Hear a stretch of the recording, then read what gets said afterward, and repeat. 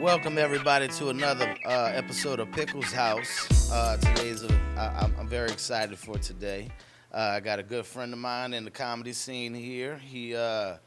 He's been doing really good things, man. I've been watching him grow, and he started his own mic in the scene. And he's really working hard at this comedy thing. He's a very funny guy, and I want y'all to get to know my buddy William Baldwin today, everybody.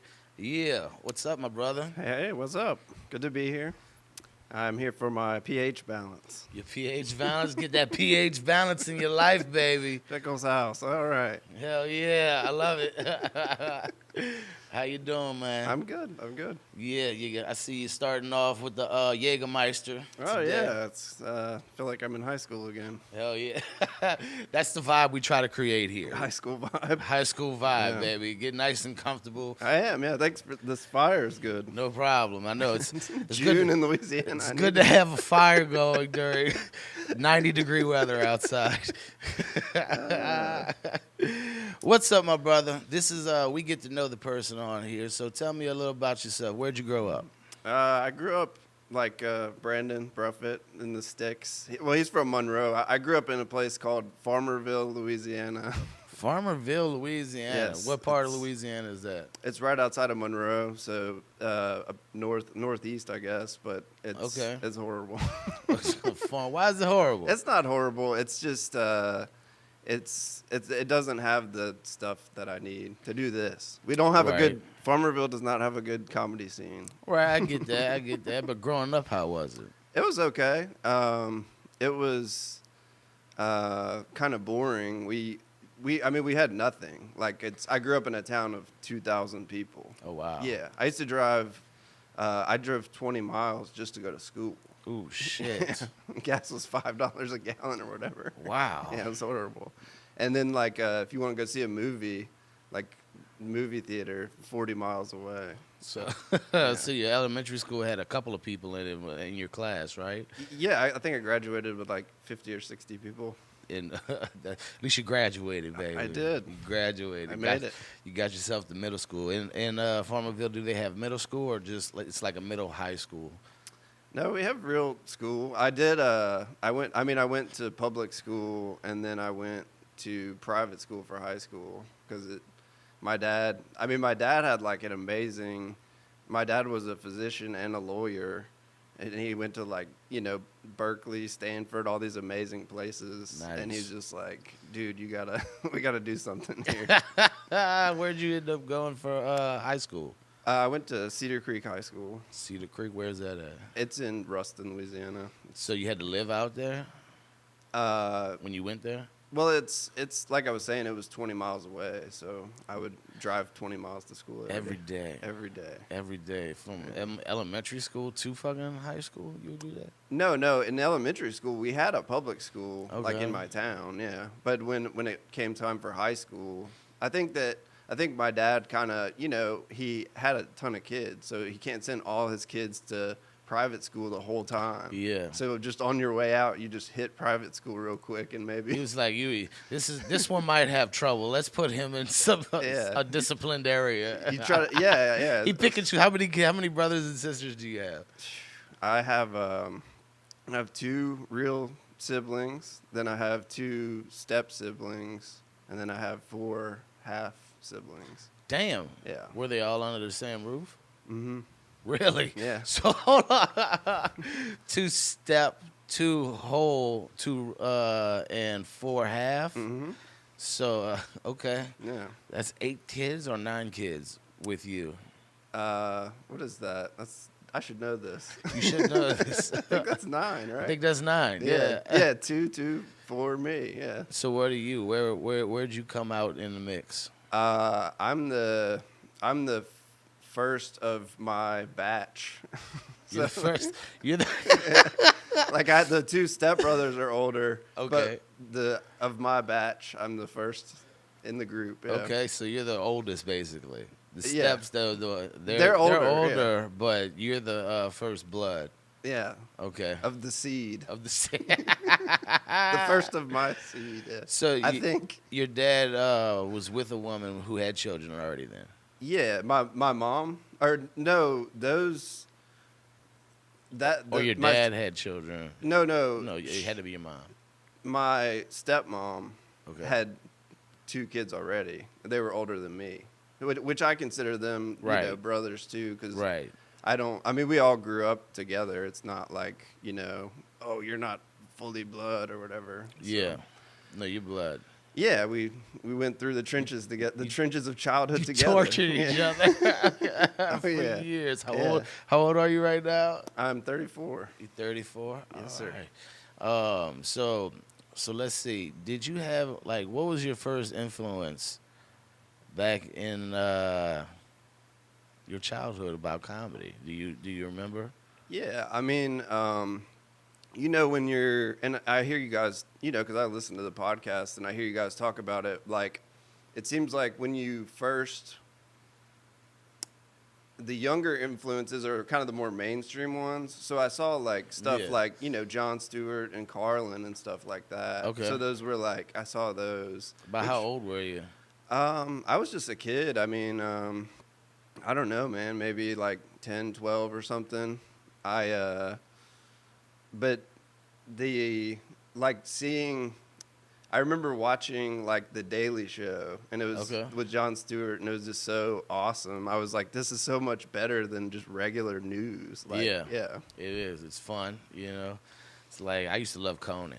That was damn! Conan, I should have said that one too. Conan was my dude. Conan was awesome. Conan was so funny. I could stay up all night watching Conan. Yeah. And then whenever they canceled him, I was pissed off. I was like, all right, it's time to run the streets. Because Conan's not on anymore. Yeah, Conan's the shit. That I don't know if you remember that skit. It was called 1840s baseball or something. Yeah. I don't remember. It was awesome. He goes to this town where they still play baseball like it's back in the day. Yeah. But he acts all crazy, just takes advantage of it. And I remember there's an airplane going over, and he's like, "What is this? Devilry or wizardry or whatever." I think I do remember. Yeah, dude, it holds up. It's good. Conan is good. Yeah, he was always a clever guy on television. Oh, fuck yeah. I loved him. He was an influence of mine too. So in school, were there any influences? Did you do theater? What did you have hobbies in school? So I feel like I just was so stupid back then. I was.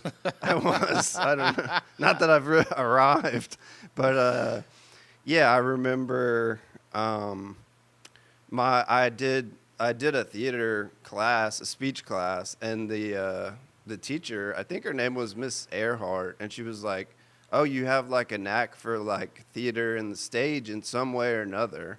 Okay. And I just was a dumb kid chasing women. I was like, "This is stupid. I don't care." What grade?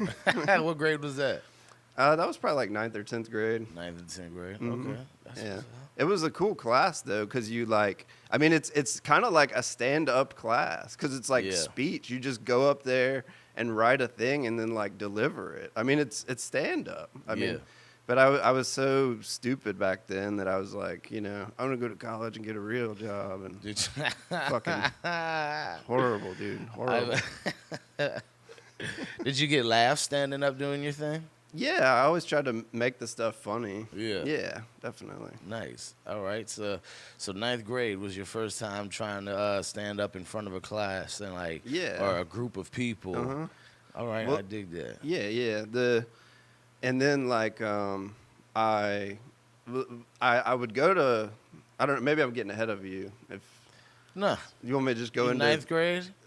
I was gonna go into the origin of my stand-up stuff, which was. Well, yeah, don't get ahead of. I'm getting ahead of you. Yeah, we'll get there. So in school, were you a troubled kid? I was on that. I was class on that clown. I was on that path. That. I think that's part of why my dad put me into the private school, because I grew up in a little town with nothing to do, just skateboarding with my friends, causing trouble.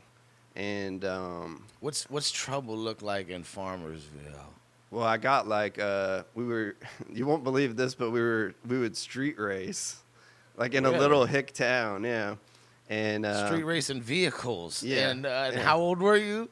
16. Okay. Freshly minted license. I love it. Yeah, that's the best time to be crazy. Yeah. But I think I'd been driving for like a couple months, and I was racing my stepbrother. Well, these aren't good cars. What kind of car you got? I was about to say. What you pushing? I'm pushing the Grand Marquis. What? Yeah. Hold on, bro. Give me. I had a Grand Marquis for my first car. Yeah. V8. That bitch was bad. Yeah, You hear yeah. me? That bitch was bad, dog. I used to smoke motherfuckers with it. Right. Yeah. So we would go to the skate park, and then we would race home. And I was racing him. And apparently there was a cop behind me for quite some time. I honestly didn't know. Yeah. And I'm like running from the cops, it looks like to him, but he pulls me over, like puts the gun on, like pulls the gun out, and he's like, get down. He's like, gives me all that stuff. And then he brings me home because he knows my dad. My dad is like the town physician. Like he's known. So, and he told me, he was like, I would take you to fucking jail if I didn't know your dad so well. Yeah. And then my dad is like, do it. Like, my dad wants me Teach him a lesson. Yeah, teach him a lesson. The belt doesn't work for this one. Yeah, but they did too. This was around the time of Katrina and all that, and they took my license, so I had in high school, no driver's license for I think it was a year, maybe a year and a half. And then I had to do all this community service. But how was it trying to learn how to drive the Grand Marquis for you? 'Cause let me tell you, I clipped every curb in Marrero. Oh, yeah. Learning how to drive with a Grand Marquis, but once I fucking learned, I was a big body pusher. Yeah. I was in there. It's cool. It feels like you're just driving a huge tank. That was my dad's idea because his whole thing was the little cars are dangerous. Yeah. You get in a wreck, you're fucked up. Yeah. But you drive the huge tank things. Those bitches are iron. Yeah. You know what I mean? Yeah. Dude, me and my friends, I remember one time, I used to just drive around, and they knew I was a horrible driver or whatever, but I used to do crazy shit. I would try to do donuts and stuff like that. Yeah. And one time I was doing donuts, and I busted a perfect donut by accident. And I was like, oh, shit, I'm going to do that again. And we're in a 4-lane in a neighborhood, you know what I mean, that crosses. And I hit this donut again, and I whipped around, and I hit a fire hydrant. You understand? And I backed up, and that bitch starts bursting out. Yeah. And I was like, oh, shit. So I skirted off, and my buddy's girlfriend lived on the street, and I knocked her water out for a week. It was, I came back to the crime scene later, and the whole street was flooded. I was like, oh, shit, I got to get out of here. This is such a New Orleans childhood story. Yeah. We're doing donuts and smashing up fire hydrants. Yeah. Those I see when I'm driving around how shit gets the Grand Marquis didn't have a scratch on it. Yeah. It didn't have a scratch on it. I was like, I love this vehicle. Yeah, that was my dad's approach, too. It was just fucking, if something bad happens, you'll be fine. Yeah. Hell yeah. It was my grandpa's car. He was the first one to let me drive his car. Yeah, I think that's what they were like, fuck it. If he wrecks, he'll at least survive. He might kill the other person. Yeah. He'll survive. They should have got a Grand Marquis. They should have got a Grand Marquis. Dude, I smashed the back of this one vehicle in that Grand Marquis, dude. And it was during a Christmas. It snowed here, and I was drunk as fuck. I was drunk as fuck, bro. And I go up the up ramp, and the on ramp had iced over because our on ramps aren't used to cold. It iced over, and I slid into the back of this dude doing about 30 miles an hour, drunk off of Hennessy on Christmas. And that's a pickle story right there. Dude, I had a quarter. Drunk off Hennessy on Christmas. I had a quarter bag of weed on me. And the cop pulled up, and he was like, "Hey man, go park down by the Best Buy down the ramp." And I was like, "Okay." And he left. He just left us on the curb in the coldest night, and waiting for other cops. And I got out the car and was like, I got a quarterback. I need to get rid of this shit. So I go stand on the corner of Manhattan on the West Bank, bro, and I stashed the quarter in like the bushes on the corner. Oh, okay. You know what I mean? Yeah. And I told the other people in the wreck, I was like, look, I'm going to go wait for a cop and try to wave one down or whatever. 2 hours I was out there freezing, drunk as fuck. And I finally go back to my car, and my pops had pulled up. And the cop pulls up finally, and he comes up to me. He was like, sir, have you been drinking? I was like, no, sir, I have not been drinking. He was like, well, I smell alcohol in your breath. I was like, I don't know why I lied to you, sir. I have been drinking. I've been drinking a lot. He was like, look, your dad pulled up, and you're lucky it's Christmas. I'm going to let you go. And I was like, fuck yeah. That is sick. Yeah. Fuck yeah. Thank you. Thanks, Pops. And God. A pickle Christmas story. Pickle Christmas story. It's a pickle Christmas. Oh, my God. Fucking grab our keys, bro. You can get into some shit with that, Yeah. man. How many people did you smoke with it? Smoke? What is it? Like hit them? No, like, no, not smoke, but like you won the races. Oh, yeah. I mean, it was sometimes I'd win, sometimes I'd lose. They're great in straightaways. Yeah.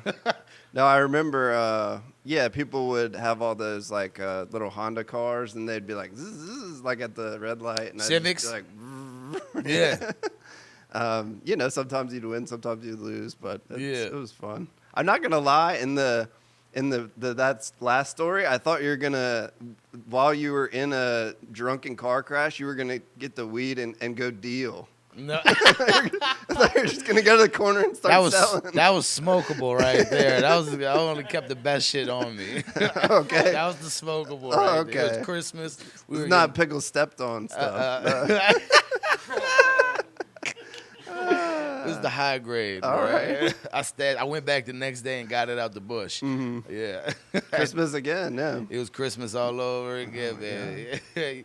You said you also sparked another memory. I had my other vehicle one time. I was racing. I had the Pickle Mobile. It was a '98 Sebring, a '98 Chrysler Sebring, and that bitch was bad. You hear me? It got up, and I was fucking with this car next to me. It was two dudes, and we raced, and I smoked them. And then I let them catch up to me, and I was like, and they were like, and they flipped up a police badge at me, and I was like, shit. oh! I was like, oh, shit. Yeah. They were like, slow it down, Yeah. motherfucker. I was like, oh, y'all feel bad because y'all lost the race, you pieces of shit. It's a cop-out. Yeah, it's a cop. Sorry, everyone. I should not do that. That's horrible. I should be killed for that. All right, so y'all would race for fun. That's what's up, bro. I mean, Is that the extent of your trouble? You ever did any drug dealing or drugs and stuff? Well, I don't. Fuck it, I'll tell it. Say it, fuck it. That's what people want to know. We're here to get to know you, bro. Yeah. So we had. My dad was a physician, and he would keep the drugs. To be a responsible physician, keep the drugs with him at the house to make sure people didn't get it. Well, I have my friends come over and they're like, "Dude, this is good." Yeah, and they just Don't tell me, bro. Yeah, they just you know what they did. Your friends? Wait, your friends went in it? You let your friends go in it and not you? They sold it. Oh Yeah, shit! I was more. How much? I don't know. They said it was stolen. Wow. God damn it. They didn't even wait for a hurricane. They were like, I'm going in. Yeah. There I was don't know. Farmerville. Whoa. Yeah. What's up? So did you get a cut? No, it was stolen. It was They lied. They sold it all and screwed me. But That's I fucked screwed up. Mm-hmm. my dad. I'm not proud of that. That's not a good. I mean, I shouldn't steal. I contributed That's why to your the dad sent your ass off to fucking private school. We're breaking down this therapy session today at Pickles' house. We're figuring some things out. Oh, God. You're good, bro. That's a good. I mean, did you learn a lesson from it? Yeah. If you have drugs, you sell them yourself. You don't. Never trust your friends, Pickle. Yeah, never trust your. That's true. Oh my gosh. So was that the last straw? How did your dad react to that? Like he knew? Did he know it was? I think he knew. I think my family knew, but they like didn't really bring it up. Cause I don't know. I was like a troublesome kid and stuff, but I did try to kind of do the responsible stuff. I wasn't like being honest with myself. I mean, I didn't know who I was either, but I was definitely. I was trying to go to college and do all the traditional stuff. Yeah. So it was a mix of I think the what my dad did kind of worked. Like he got me into private school, then I went to LSU, then I went to LA Tech and all of this. So wait, your private school, was that an all boys school? No, it was a co-ed? Co-ed. That's fucking cool. Girls in skirts. Girls in skirts. I mean, at least you had that. Yeah. My family was like, we're going to send you to Shaw. I was like, you're going to waste your money. I am going to get kicked out of this thing quickly. I might be a virgin, but there's no girls there to even look at. This is not my There's nothing to even jerk off to later. Right, You're just riding on the bus with a bunch of boys with a boner. That doesn't mix, Yeah. Fucking raging hormones at fucking. No, it's not gonna mix. Yeah. No, I never. I think that. I don't know. I mean, I've never done the all boys school thing, but it seems like you need the mix of like. Life's not like that. It's not this vacuum with just all dudes. Pile of penises just around. Yeah. Right. No, that's cool. You got to go. So, did you have any luck with girls in school? Were you a ladies' man? I wasn't a ladies' man, I guess. I had I met this girl that I thought was cool and super attractive and all that. So I just kind of did the relationship thing for high school. That's what's up. It was good though. She was good. It was a good first love experience or whatever you want to call it. Okay. Yeah. How long did you go? Yeah, y'all went forever and ever. I don't remember. I mean, we dated on and off for a while. I mean, several years. Well, that's good that at least you were okay. All you need is one. You know what I'm saying? Like everybody in school is like, I want all the girls. No, all you need is one. Yeah. And you're lucky there. You know? Well, I still had that. I mean, I think you still always. Oh, you had all the girls? No, you have that in your mind. Yeah. But like, I think that I was so infatuated with this one that I was just like, all right, like I'll push that down, try to be a decent human being. Yeah. But that's still there. That's what's up, man. Look, that's cool, bro.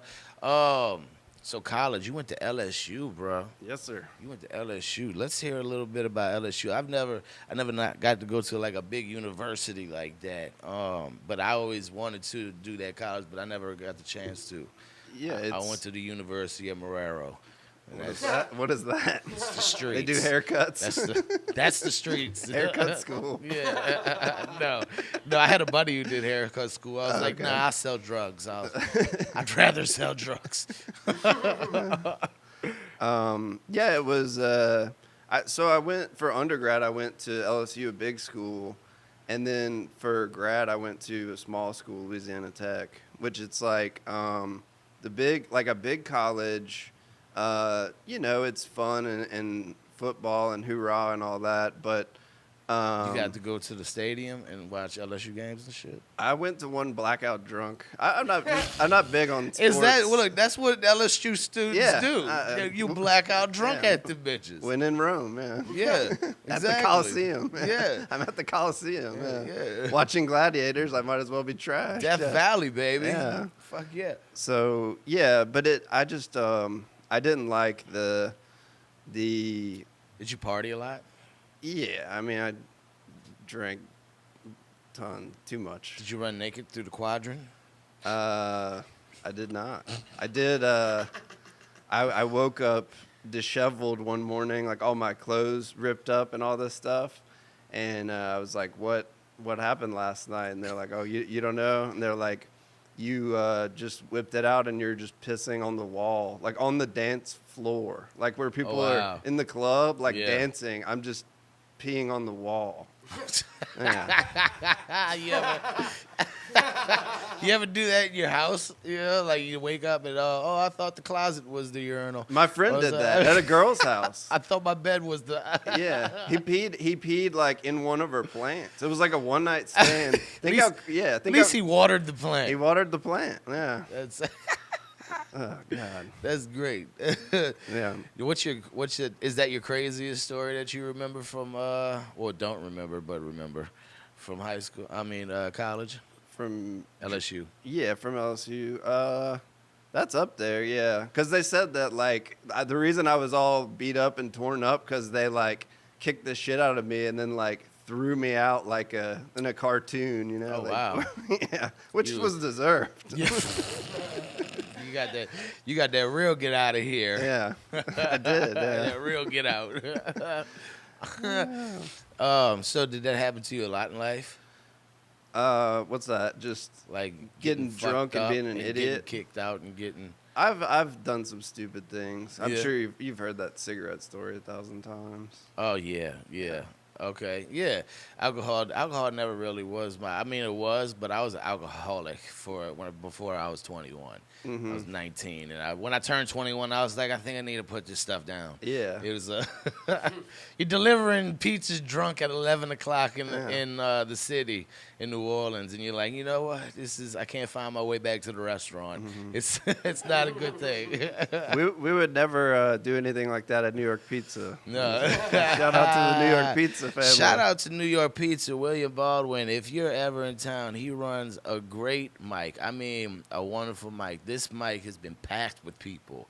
If you're a comic in New Orleans, go to New York Pizza on Monday. What time? Plug it real quick. Yeah, we usually sign up by 6:30, start the show at 7.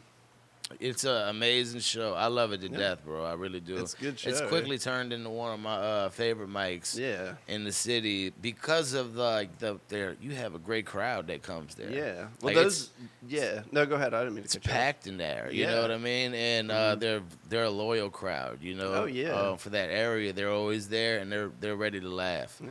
Well, they're at work, so they have to come. They're all of them. They're not all. No, at I know. work. I'm just joking, but yeah, some of them are. But Yeah. it's great that you have a good spot like that. It's a great room. Mm-hmm. I really suggest if you're ever in New Orleans on a Monday, go and check out, what's the name of the mic again? Pizza Party. Pizza Party. Go check out Pizza Party at New York Pizza. It's amazing, and you get to see great comics like myself, Brandon Bruffett, and a whole bunch of us that come on these podcasts, and y'all been getting to know, you know. So come out there and check it out, man. Mm-hmm. So back to what was your first job? Wait, how about this? How old were you when you graduated from college? I was probably like, 23 or 24, 23. maybe. What did you graduate with? Agribusiness. It's like Viagra business? the Viagra business. Yeah, you graduated with the Viagra business. Yeah, it's agribusiness, which it's like you deal with. Well, let me start more broad. I couldn't get my GPA high up enough to graduate with regular business, so I went with agribusiness, just because I just had to get a couple more classes and I'd graduate. Okay. But agribusiness is like you deal with, farmers getting their crops, like selling them at a certain level, and how to run like a grocery store, stuff like that. Of course you did. You're from Farmersville, Louisiana. Yeah, It all ties together. it all ties together, Pickle. So you wanted to be a farmer? No, I just didn't have a good GPA. Okay. No farmer has a good GPA. So you were just going because your dad sent you, made you go kind of, or having fun. Well, before I went to college, I worked in the oil field, like offshore. Okay. And the dudes out there were like, "Go to college." And that was your first job? No, I mean I did like construction and stuff, but like up to that point, all of the jobs were just like these brutal labor jobs. Like how old were you when you started working? 16. Okay. Yeah. 16 was a big year for you, huh? those girls. And, Yeah. I got the new girlfriend. I got the Grand Marquis. We got street racing. Yeah. I'm working at the. I'm doing my community service for Katrina at the church. Like Okay. we took in the Katrina people. The Katrina people, we took care of them, and they stayed at the church. And then at the end, they just took everything. They stole. They went into like the youth room. They stole like all the video games, like Xboxes and all that. I was just like, shit. Jesus, man, fucking just took you in for like a week. We gotta replace everything. They we, needed it, I guess. Do we get an insurance claim too? Just. It's all right, bro. Y'all did something good for somebody. Yeah. That whole situation was. I mean, it was crazy. It was good because like I was helping people that needed it, but then the dude that ran the place was really cool. He, because I had my dad, like I was saying, my dad was like, just give him like tons of horrible shit. Like my dad would talk to the DA and be like, give him like the worst.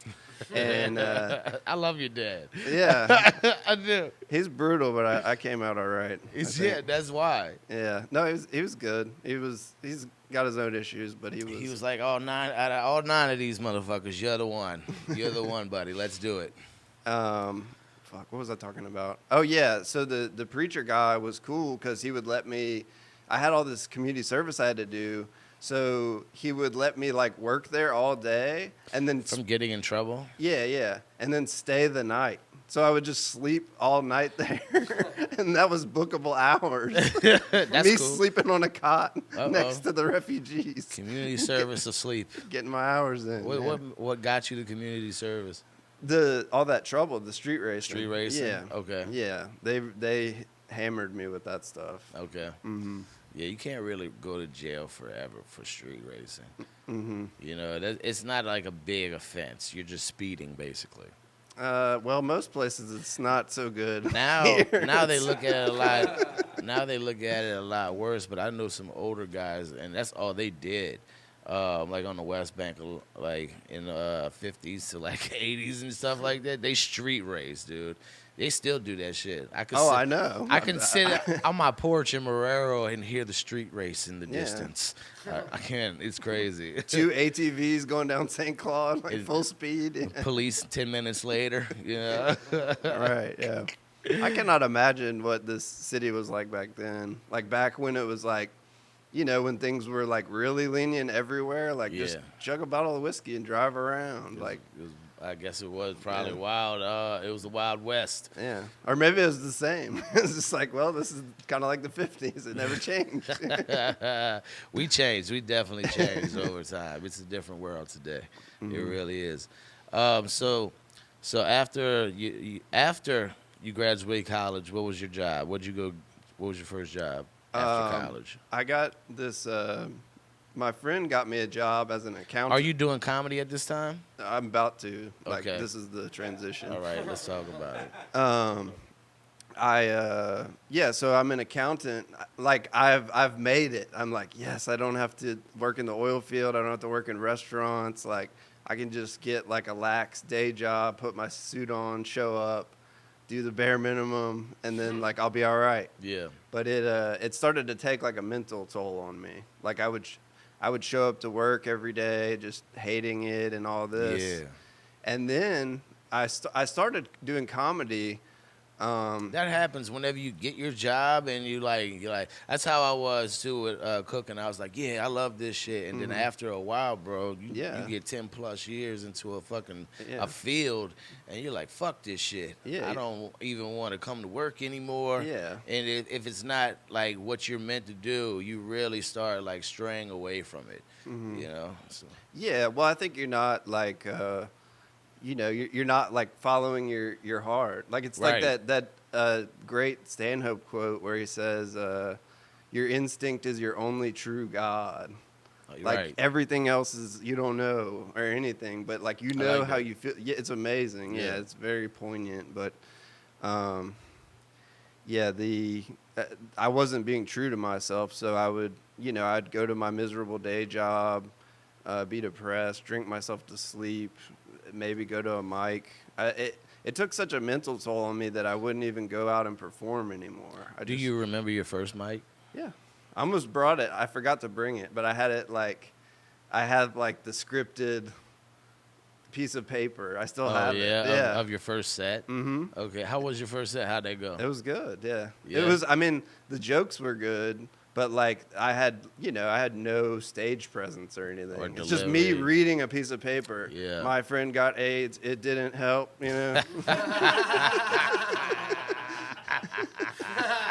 It's a good joke, but it's like you're a fucking robot, Yeah. Did you bomb? Did you feel like it was a bomb, or where was? No, it was good. I killed. Where was your first bomb at? The next week. Next week. Me too. That's Yeah. crazy. Mhm. I get that a lot. Like my first time was good. I was in a supportive area, but the second time I fucking bombed. You know, that's what's up.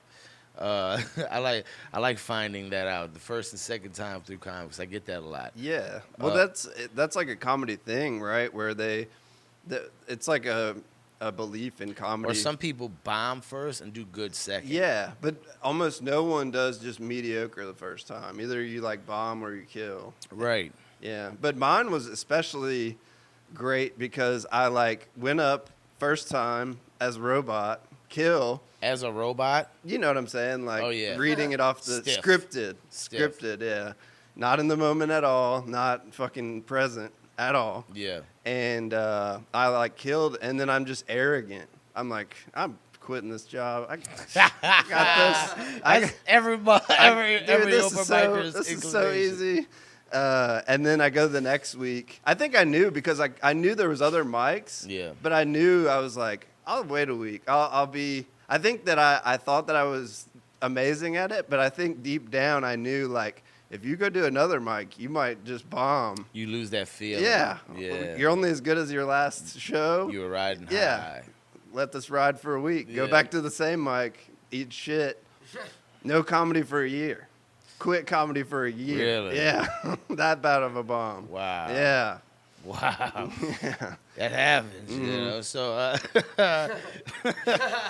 That was scripted comic with bad jokes. so you were still you were working as you said an accountant, and you quit for a year after your second one, Yeah. and you were still doing the accountant thing. Yeah, I was basically just, I was like complacent with my day job and I'd keep the money coming in and, I still liked comedy and stuff like that.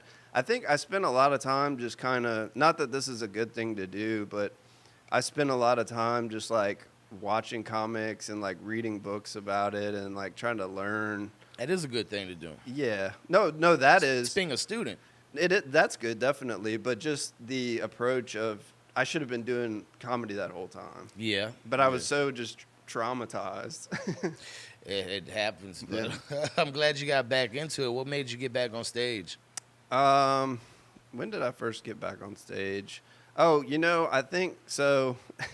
At the miserable complacent day job, we were working the BP oil spill, the Deepwater Horizon. I remember. Yeah, 2010.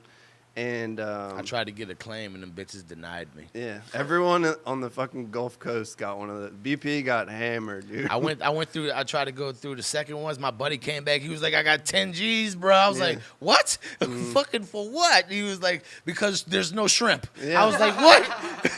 I was no shrimp." I went and tried. They were like, buddy, we gave too much money out." I was Yeah. like, "This is fucked up." I paid out millions. I got to nothing. People. I got nothing. I still got a claim out there hanging somewhere. Yeah. The pickle backup fund. It'll come through one day. When you need it most. Yeah. Like, we remember you. But so I'm working at that. I'm complacent. I hate it. I want a whole new thing. And they start letting people go. They're like, guys, like this is a temporary project. You guys are accountants till we run out of claims. Yeah. So they're giving out this huge severance. So I start intentionally tanking my production. I do just enough work to not get fired for being bad, but just a little enough work to where I'm going to get the severance. Yeah. Yeah. So I get fired, and I get like, I don't know, it was like 10, 13 grand or something.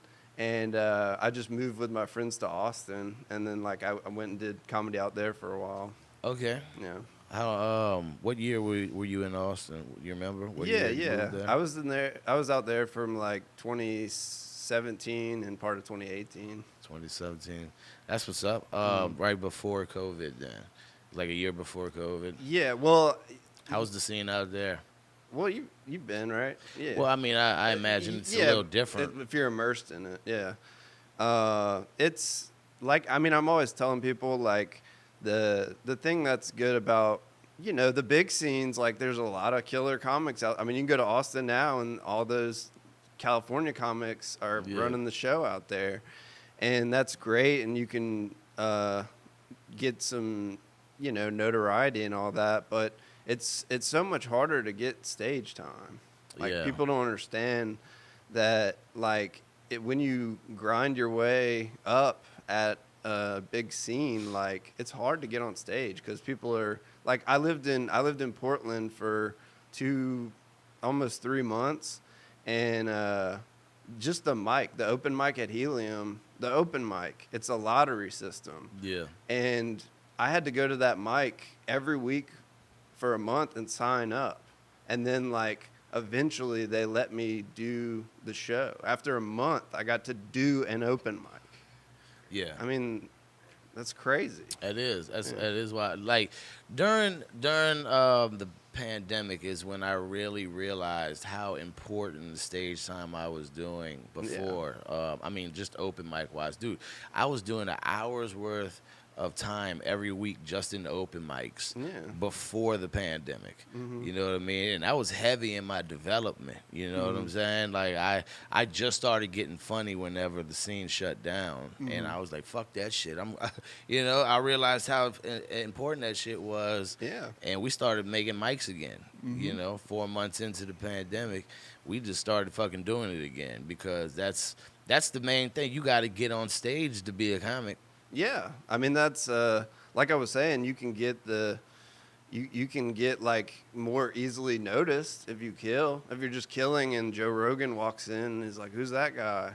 But as far as like actually developing, it's much harder. It's much harder to get on stage. Like, I mean, that's what's important, the development. Yeah, you know, definitely. The process. Yeah, well, yeah, you're developing a skill.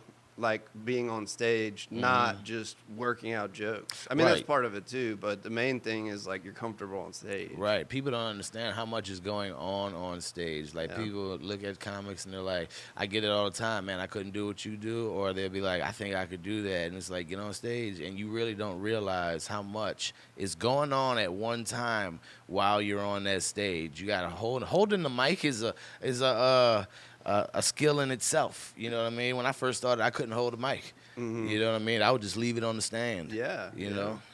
No, it's intimidating. I mean, you heard my story. But I always think of like in those Bill Burr specials, that's Bill Burr. Bill Burr is the best live entertainer I've ever seen. He is amazing. I got to see him down here. But in every special, there's still somebody like doing something weird to him. It seems like it's some heckler or something weird. Dude, I saw him do a show down here, and there was like 4. I don't know if it was the Orpheum, but it was like 4 or 5 hecklers in the crowd, and he is like killing by talking to these hecklers. Yeah. And it's like he went for almost an hour and 40 minutes when I went to see him. Yeah. The first night he was in New Orleans, and he's trying out jokes. You know, he's working. I got to watch him work out New Orleans jokes for the people for the rest of the days. I was like, this is fucking awesome. You know, he really is an amazing talent to get to see. It's like a classroom. I like seeing the bigger ones. I get to go. And it's like sitting in the classroom and watch these guys, you know, and watch them do their thing, you know. What's your writing process like? How about that? Well, I mean, my favorite thing is just jokes where you have like a Anthony Jeselnik or a Stephen Wright or Dimitri Martin, Hedberg. One-liners? Yeah, like that's my favorite style. Yeah, I know you love Stanhope also. Oh, fuck yeah. Oh. But What's your writing process? I'm getting to it. Sorry, I'm taking a long time. But it's the one-liner jokes, like jokes are hard to write. Like maybe I've written 100 of them that are good and that I'm proud of. But they are hard to write because I've tried, and sometimes I can come up with one, but I'm not that kind of comic. I know. You know what I mean? I've tried this, and people look at me like, "What are you doing, Pickle?" Yeah. Yeah. And so I've kind of shifted away from.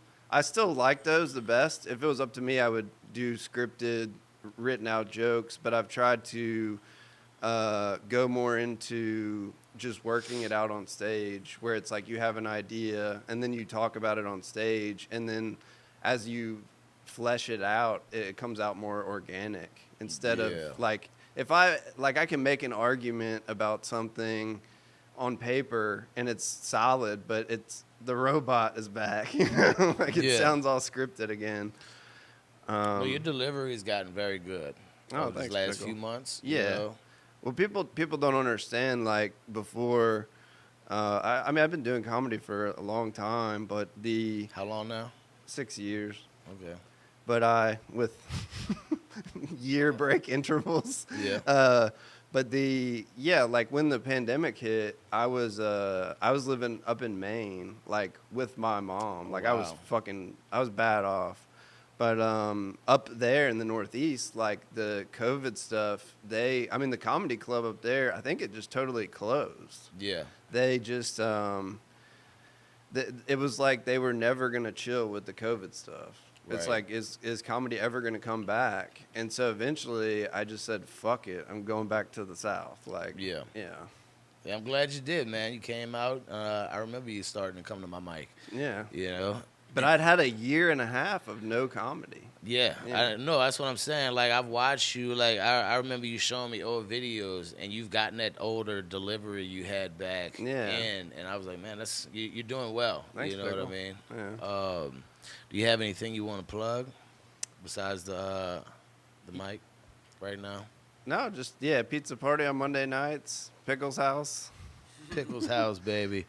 Then I want to plug Troy's thing. I always try to, I try to plug, like, if somebody's doing something cool like that, you're filming a special or an hour, like, go to that, you know? I like that about you. You're always posting everybody else's stuff. And I dig that.